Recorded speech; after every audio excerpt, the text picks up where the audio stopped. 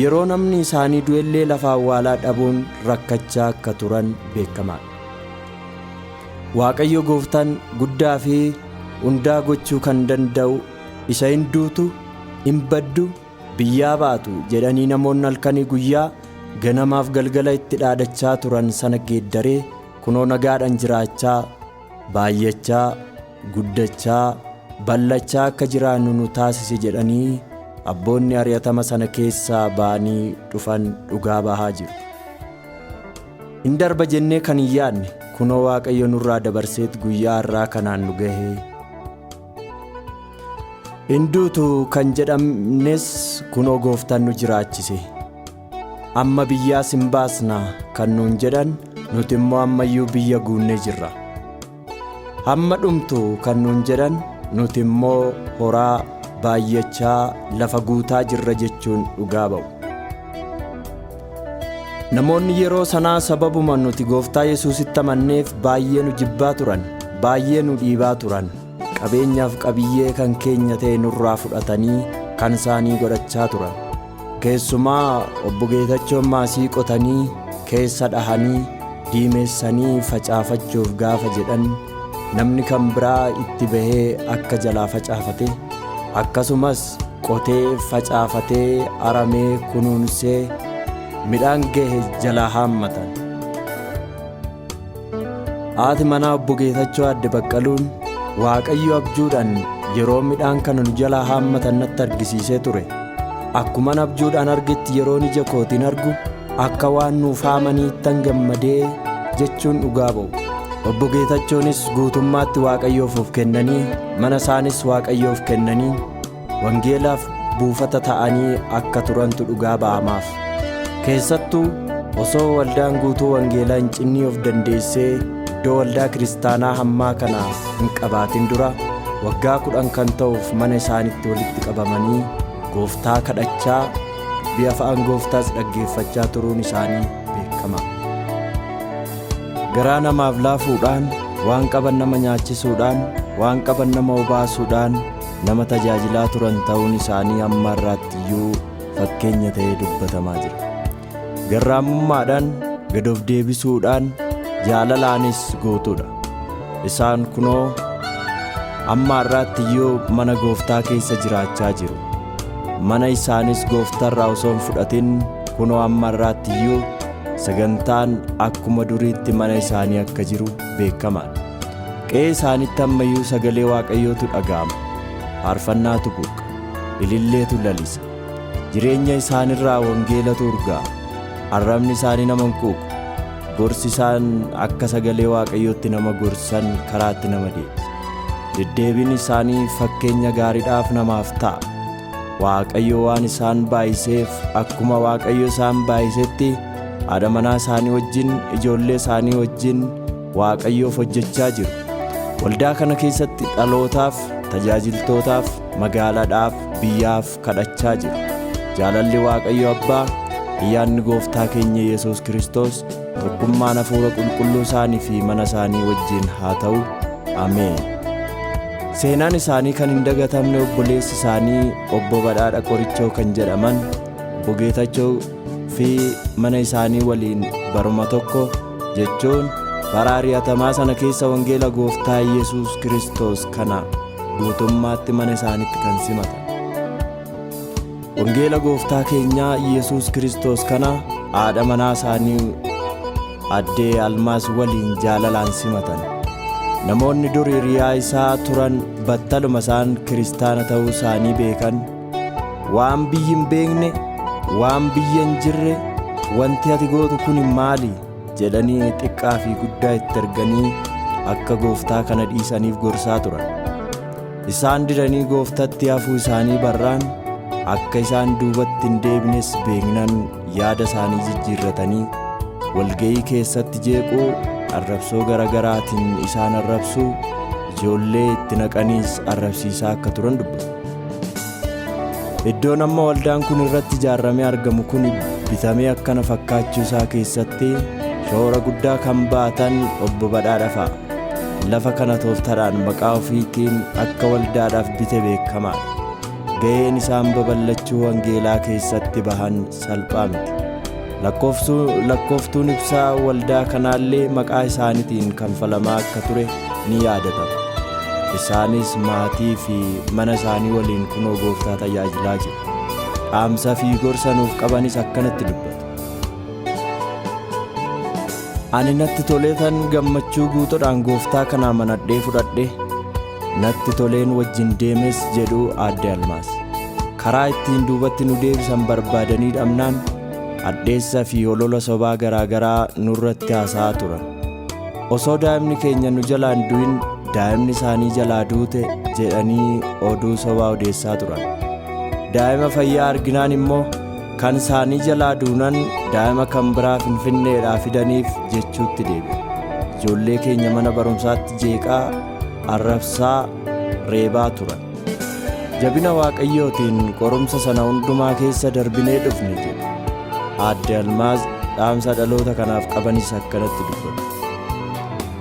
Adeemsa keessa amantoota dabalachaa, miseensa baay'ifachaa, obbolootas argachaa deemanii jajjabaachaa dhufu. Amantoonni yeroo sana turan faarfannaa jaallatan isa wal jaalladhaa jedhaa wangeelli Gooftaa, utuu wal jaalanne yaa obbolootaa, Tsiyoon keessaa burraaqnaa akka jabbootaa jechaa jaalala ho'aadhaan wal jaalachaa waliin Gooftaa isaaniif jiraachaa akka turan ragooleen ibsu. Ammuma wangeelli nu galeeni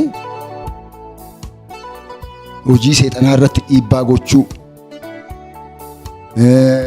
wangeelaaf immoo dhugaa ba'uu isa kana jedhee tanani biyya keenyatti abdaarii kan jedhamu mukatti gabbaru. Amma naannoo keenya biyya keenya abdaarii jiru madadaa isaati irra deemee tanan mure. Nan mure abdaarii seexana jennaan abdaarii deemee too'i mure. Bakka hundumaa abdaarii keenya mure jedhanii bakka lola narratti kaasan.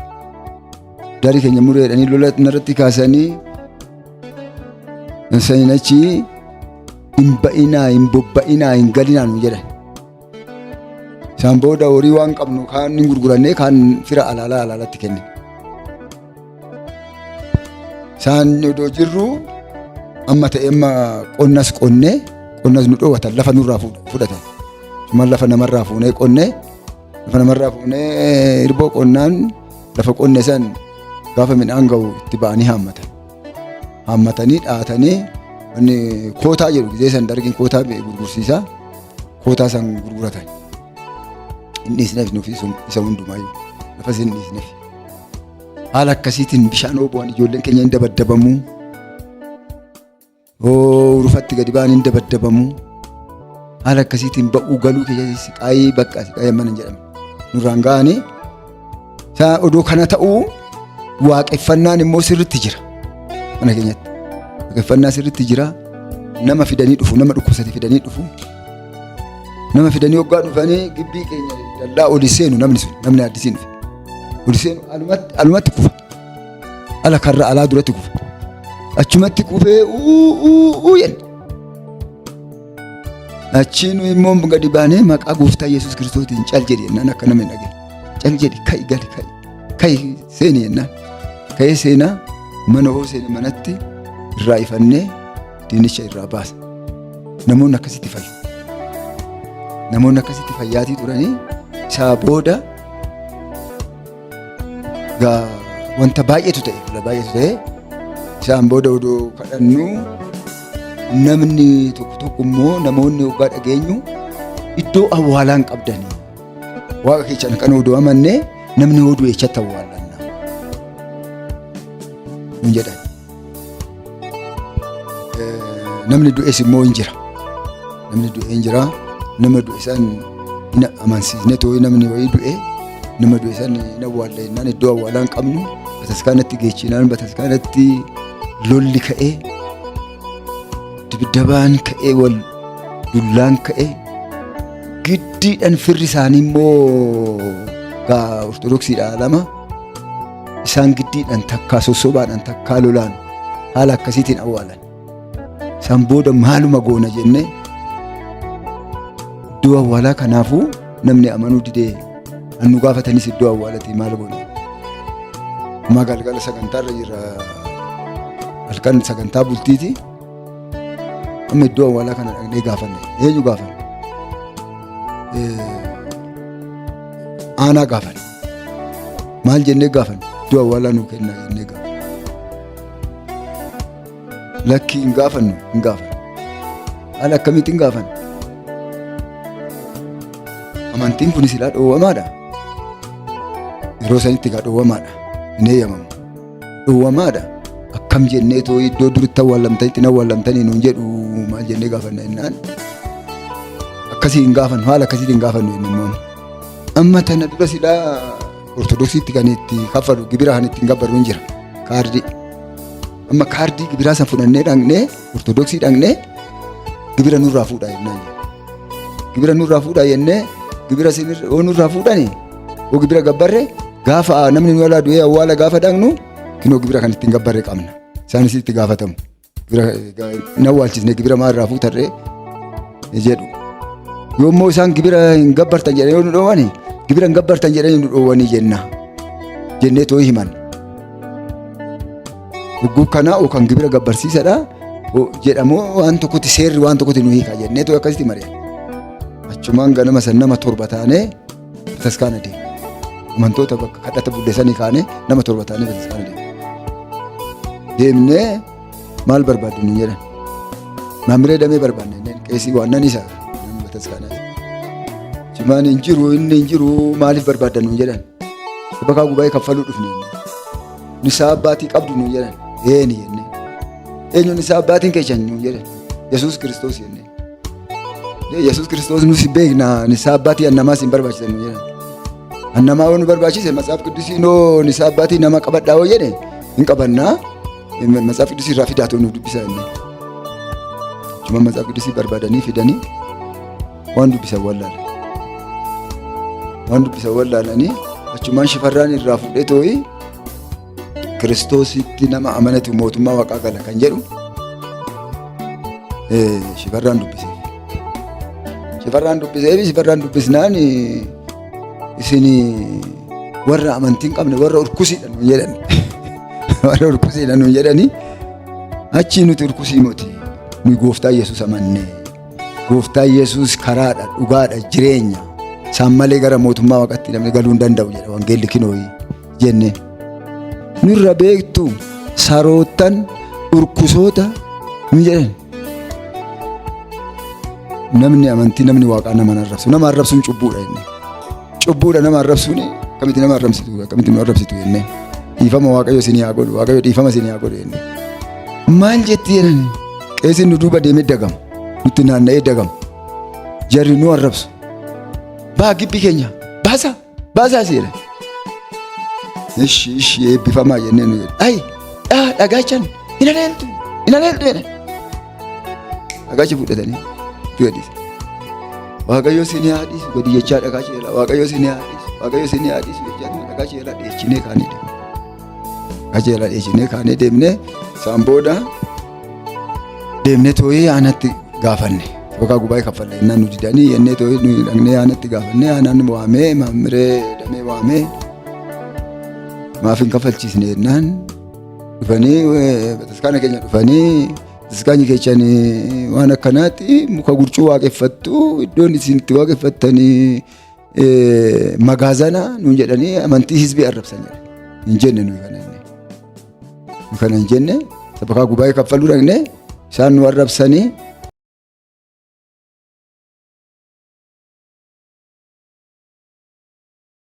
bakka gubaa'ee nurraa fuudhaa jennaan nisaa abbaatii qabdu nuun jedhanii nisaa abbaatiin keenya Kiristoosidha jennaan nisaa abbaatii namaaf barbaachisa beekna isa nuun jedhanii Matsaaf Qidduusii noo kana jedhe hin qabanne nisaa abbaatii jennaan Matsaaf Qidduusii fuudhanii Matsaaf Qidduusii waan dubbatan wallaallan nu irraa fuunee itti dubbisne isaan booda nu arrabsanii dhagaacha nu darbatanii achiin nu ari'anii jenne. Bulchiisa magaalatti. Isaan booda bulchaan maaf irraa fuune sabakaa gubaa'eedhaan jedhee jennaan sabakaa gubaa'ee irraan fuudhinaa warra akkanaati irraa nuun jedhan ajajni dhufeedhaan jedhee anatti odoon dhufin aanadha bulchaa aanati amma bulchiisa magaalatti miti Ana bira odoo nufi simbira dhufa jedheen Maammiree Naggaa harka jira han dhufe Maammiree Naggaa immoo liqambarii isaaniiti harka jira. Fidii kootti gaafa qaxaroo qabeef qaxaroo gaafa qabuufi isaan kissii fidanii dhufan. Yeroo isaan irratti nu kassasanii ragaa lakkaa'anii nus ragaa isaanumatti lakkoofne namuma isaanii keessaa warra Ortodoksii keessaa. Kana jennaan akkana jennee akkuma dubbannetti warra Ortodoksii keessaatti lakkoofne. Isaan warra qeesii keessaa nutti lakkaa'an. Warri qeessotaa gixxim godhanii akkuma isaan jedhanii nu kassasanitti nutti masakkaran.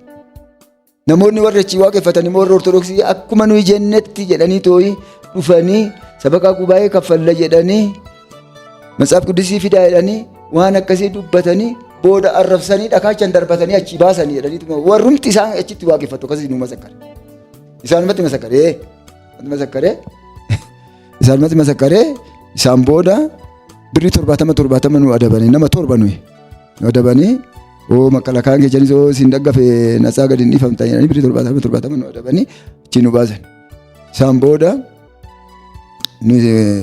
iddoo awwaalaa gaafachuu jalqabne haala akkanaatiin itti adeemnaa turre amantii kanarratti dhiibbaan ta'e dhiibbaa hammana hin jedhamne bakka dhiibbaa hammana hin jedhamne egaa namni du'ee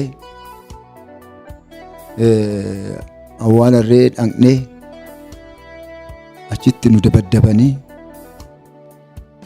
achi dadhabamee namni sun awwaalamuu didee guyyaa tokkicha achoollee achi biiroo bulee reeffi suni reeffa sana achi bariisan immoo humni mootummaa baddaadhaa dhufee akka awwaalamu jedhee hin awwaalamu jedhee guyyaa 2 namni magaala kana daandiirra dhaabbatee oolee isaan booda deemanii awwaalatanii seeraan nurraa fudhatanii jedhanii nu immoo nawwaallu jennee dinnee biyya keenya nuyi zeegaa Itoophiyaati biyya biraatiin dhufne awwaala dhoowwatamuu qabnu jennee tajaajilannee isaan booda isaanumti ofii isaaniiti ganzaba walitti fuudhanii tokkicha kana deemanii awwaalan jedhanii inni godhame dhabamnaan godhamee too'ii warra daa'imti jalaa duute wajjiniin Finfinneetti awwaalame. Yeroo Ihaadigii dhufummoo Ihaadigii yeroo seenu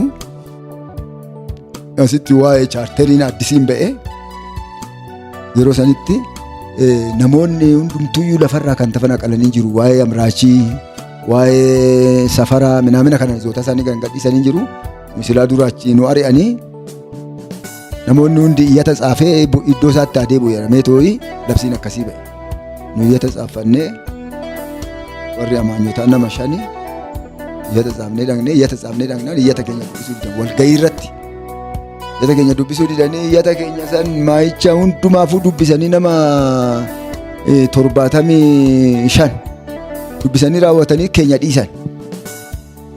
Iyyata keenya maan nu dubbisuu didan jennaan deemaa kinooti jaarsa filatanii achi baasanii raawwatanii amantii kana dhiisisaa jedhanii too'ii warra jaarsa sanitti itti himan. Deemaa jaarsa bira dhaqaa nu jedhan. Naqnu nuyi jaarsummaa nama wajjin wal lolan qabnu akkuma biyyaaf maqaa isaanii iyyata isaanii xalaa isaanii fuutanii waamtaniitti gaggeessanitti nus nu gaggeessaa jennee hin ta'u deemaa warra jaarsaa bira dhaqaa nu jedhan. Achuma warra jaarsaa bira dhaqnee warra jaarsaa bira dhaqnaan warri jaarsaa suni waa'een keessanii waa'ee amantiiti. Namoonni sabni ganda kanaa immoo amantii kana namni aanaa kanaa amantii kana namni beeku hin jiru. Amantii kana dhiisa too'ii akka chaarteriin jedhutti akka biyyaaf hiramutti isiniif hirama lafti amantii kana dhiisaa nuun jedhan. Chaarteriin kan jedhu amantii dhiisisaan jedhu lafa kennaa fi warra tafanaaqaayii warra buqqaan sababbii amraachitiin sababbii ijoollee milishaa erguutiin sababbii safaraadhaan mana diiguutiin ijoota isaanii gadhiisaniif gootaa kennaa fi lafa isaaniitti deebisaa jedha. Kanaaf akkasitti nuu kennaa malee nu amantii keenya dhiisnu. Mangistii jechuun hizbii jechuudha.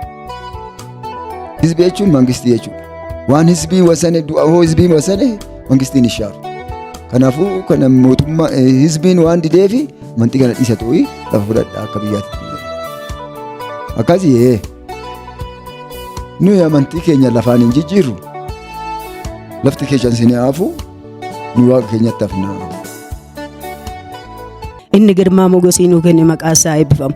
Isaan garuu nuu ilanii odoo hin taane waaqayyotu dhoorkaatti baase. Kanaaf wanna baay'eetu ta'ee waan baay'ee dubbatanii jiru isaanii maqaa isaa eebbifamu waaqayyoo. Gizee tokko wanna qabnu hundumaa fixamee maasaa nurraa fudhatanii wanta qabnu hundumaa fudhatan. Kontiraata fuudheet baqaqseet keessa dha'eet bilcheechee lafa godheet gaafa facaasaa itti ba'anii facaafatan. Innis deebinee immoo isaanuma keessaa immoo maasaa kontiraata fuudhee maasaa 3 kontiraata fuudhee qamadii facaasee baaqelaa facaasee garbuu facaase. Kun hundumtuu midhaan kun qabuudhaaf hin qabne lafti akkasitti qabu hin jiru midhaan wayiif ta'e.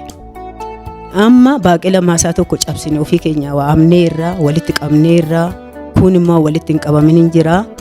Amma isa mul'ata koon achi garagaranii gizee amanan arga. Isbii baay'ee armaachii ta'aniiti. Amma deebi'ee bultii 5 ta'u 6 ta'u tokko guyyaa isaa dagadheera. Oon gadi ba'u akka nargisanitti taa'u. Dubartoonni beeqela nu cabsine guuru. Kini akka wanna anaaf guuranii gammachuu guddaan keessa koo guutee jira. Garuu mana ammoo homaan qabu. Waan tokko hin qabu.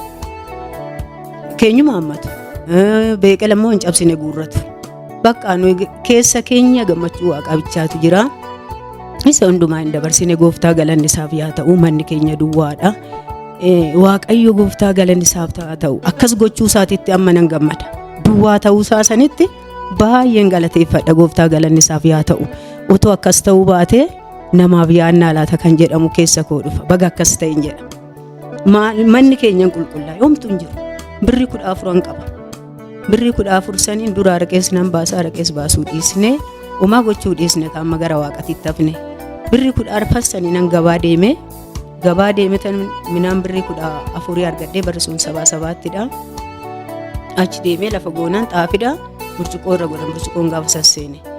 Amma birrii 6 argadhe. Birrii 6 sun qixxee 6,000 argadheeti. Gammachuun guutameen amma ta'e harkatti hammifadheen amma ta'e immoo manaa fudhadhee galee waaqni garuu dinqii guddaadhaan nu dabarse akkas ta'e mana keenya guutuudhaan otoo hin beela'in waaqni ani hin beeku akkanumatti nu maggabanatti fakkaate.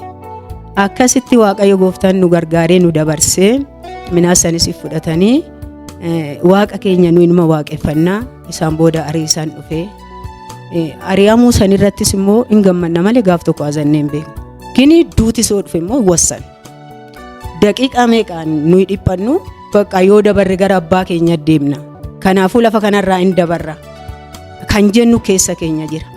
Kanaaf akkasitti dabarsine gooftaa galanni isaaf yaa ta'u waan baay'eetu ta'ee amantoonni immoo irrumatti dabalamaa. Warri hoggas jirus immoo hin dhaabbata. Gaafa mucaa Girmaa awwaala nu dhorkan bari mucaa Tasfaayee Girmaa awwaala nu dhorkan iddoo kaafteriyaa kanatti nu naqannu.